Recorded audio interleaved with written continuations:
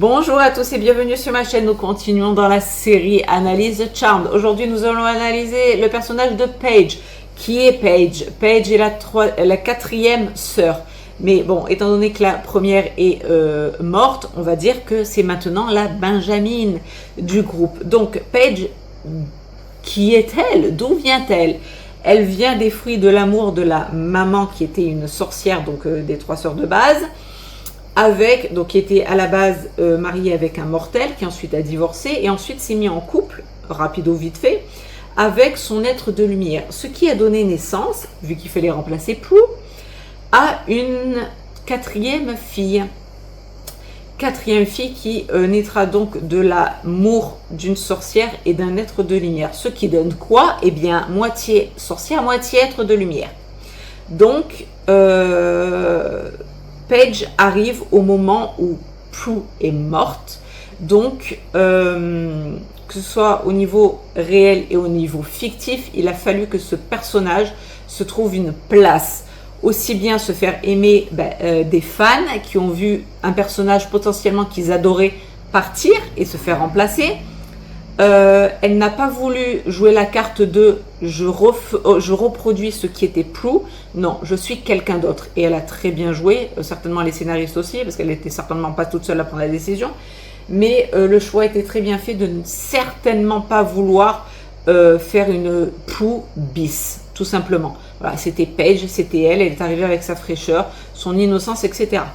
Donc Paige, c'est quoi? Au début, c'est une jeune femme.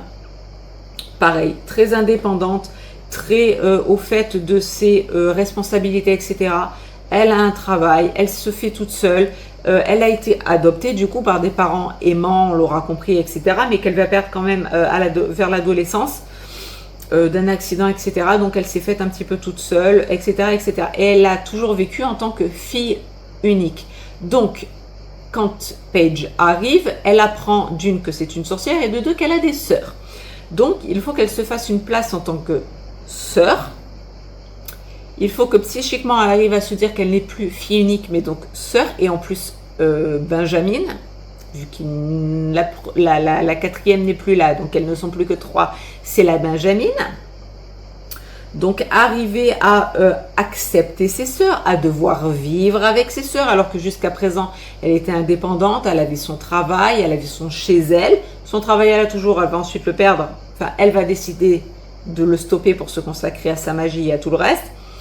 Et devoir vivre avec ses sœurs parce qu'on n'est plus forte dans le manoir ensemble, à vivre ensemble, pour combattre les démons que vivre seul, sachant qu'en plus, petite facilité scénaristique, son appart a pris feu.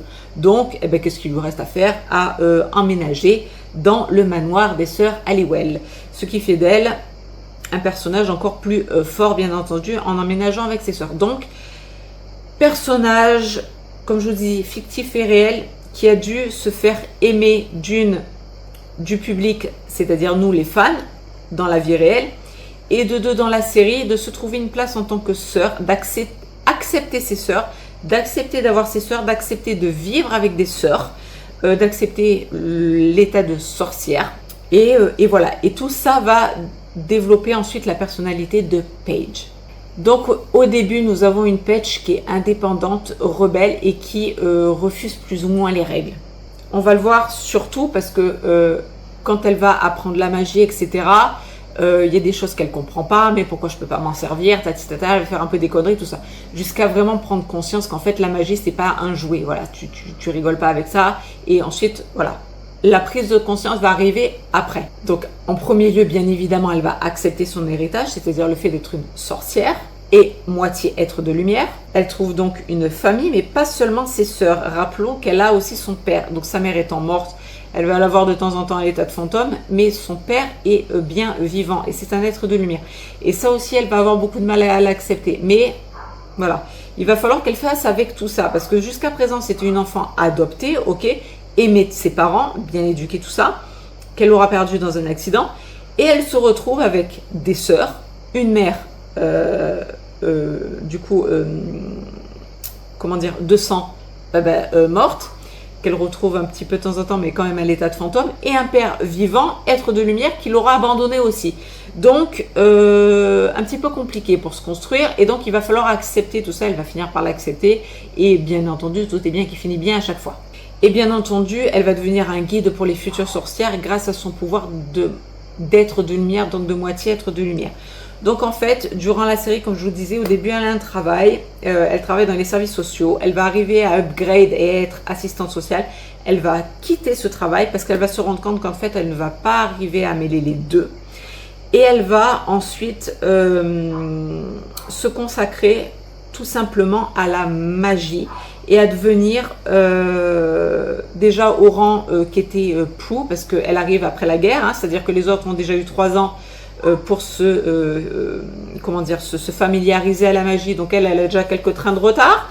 Donc il va falloir qu'elle apprenne tout ça et elle va aimer ça. Son rôle aussi d'être de lumière qu'au début va un petit peu révoquer parce que, refouler, pas révoquer, qu'elle va refouler parce que ça vient de son père biologique, père qui l'a abandonné, tout ça. Donc au début elle ne veut pas, hein. Quand elle va comprendre qui est son père, parce qu'au début tout va bien, mais quand elle va voir et comprendre qui est vraiment son père et qu'elle va l'avoir en face à face, elle va vouloir Voilà, donc comme ça vient de son père biologique et que son père l'a lâché, comment vous dire, elle veut lâcher aussi ce côté être lumière, elle s'en encarre un petit peu au début, elle n'y prête pas très grande attention. Et plus on va avancer, plus on va arriver vers une Paige toujours consciente de ses responsabilités, mais de plus en plus, c'est-à-dire que ça va vraiment devenir une sorcière puissante, compétente dans la concoction de potions, de formules magiques. Elle va arriver également à développer son côté être de lumière, elle va arriver à mêler les deux, c'est pas rien quand même quand on connaît la série et ce que ça veut dire, voilà, à mêler le côté sorcière sans en oublier et laisser de côté son côté être de lumière, et de plus en plus le côté être de lumière va prendre le pas sur la personne et va la responsabiliser encore plus sur certaines choses. Elle va trouver l'amour également auprès d'un mortel qui lui aussi travaille au niveau social, c'est-à-dire qu'il va il a comme mission de remettre dans le droit chemin les délinquants, plus ou moins, les délinquants, on va les appeler comme ça, ou en tout cas les jeunes qui se dévieraient du droit chemin. Donc ils sont en osmose tous les deux. Ce couple-là aussi, je l'ai trouvé mignon. Et il a eu un peu le temps de s'établir quand même. Et il est mignon parce que le mari en question, j'ai plus son nom là tout de suite, il va de pair avec Paige parce qu'il est dans le même délire. Bon, il est humain, il n'a pas de pouvoir comme... non, on n'est pas sur Léo parce que Léo après il n'en a plus. Mais au début, Léo, voilà, c'est un être de lumière, il est un peu dans le délire magique. Phoebe, elle était avec un démon, donc on est toujours avec un petit peu de magie. À la fin, elle a son Cupidon. Bon, entre-temps, il y a un petit humain au milieu. Mais Paige, elle va tout de suite, elle va trouver son amour, vraiment le vrai, auprès de cet humain-là. Et ça va durer. Et je trouve que ce couple est mignon. C'est pas un kiff, mais c'est mignon. Voilà, c'est beau à voir parce que ils se construisent ensemble. Lui, il est humain et il ne peut pas aider sa femme comme un Léo pouvait le faire, comme un Cole pouvait le faire, comme un Cupidon pourrait le faire, etc., etc. Donc en fait, lui, il n'a aucun rôle à jouer, il ne peut pas aider sa femme dans tout ce qui est magie. Donc on a vraiment une Paige face à son destin, tout court, sans aide de personne. Elle n'a pas l'appui ni l'aide de son mari à ce niveau-là. Il aimerait l'aider, mais il se rend compte à un moment il veut le faire, mais il se rend compte qu'il n'est pas à la hauteur et qu'il la met plus elle en danger parce qu'elle est plus concentrée sur lui que sur ce qu'elle doit faire. Donc voilà, il a son statut d'humain, c'est pas grave, elle aime comme il est pas comme elle, c'est pas grave. En tout cas, elle, c'est une sorcière, c'est un être de lumière et elle va arriver à mêler les deux et ça va, et donc seule bien évidemment, et donc ça va l'amener à pareil, la meilleure version d'elle-même et la version la plus forte et la plus sage, étant donné que c'est un être de lumière et qu'ensuite elle va diriger les futures sorcières et sorciers en devenir. Ça va être quelqu'un vraiment qui va devenir puissante et sage en même temps. Voilà, c'est tout pour être très scindé au niveau de Paige. Je vous ai dit le rapport avec la famille, son nouveau statut, l'acceptation, voilà. le petit chéri, le pourquoi, comment avec son double pouvoir, etc. Donc voilà, écoutez, pour essayer de faire court, et je vous ai dit, pour les personnages, je fais des formats courts. Sur Page, on va pas développer plus, on va rester là-dessus. Donc maintenant, je vous fais à tous de très très gros bisous, et on va se retrouver pour je ne sais pas lequel. Allez, Léo, le prochain sera Léo, les gars. Je vous fais à tous de très très gros bisous, et vous dis à très bientôt pour une prochaine vidéo. Bisous à tous, bye bye.